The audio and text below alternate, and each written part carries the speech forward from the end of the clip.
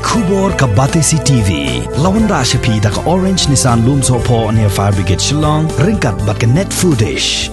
Ordar mapi. Minwan Ramangi Hakerdog Ying Jongpi.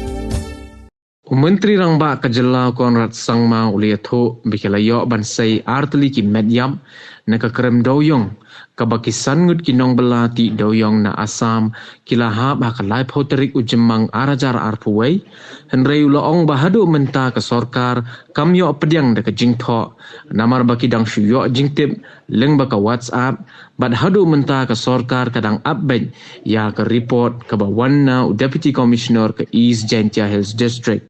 Yeah, we have just received preliminary reports on that they have spotted two bodies, but it's yet to be confirmed in writing. It's just something that we received on WhatsApp, so I don't want to share that it has been done or not. But yes, if you are referring to that message, then that's the message we have received unofficially. So we're still waiting for an official communication from the Deputy Commissioner in writing, informing that this is what it is. So we'll have to wait and see. But we have also received this message on WhatsApp, but no official written information by the DC, by the Deputy Commissioner yet. But the Navy and the other teams are working day and night.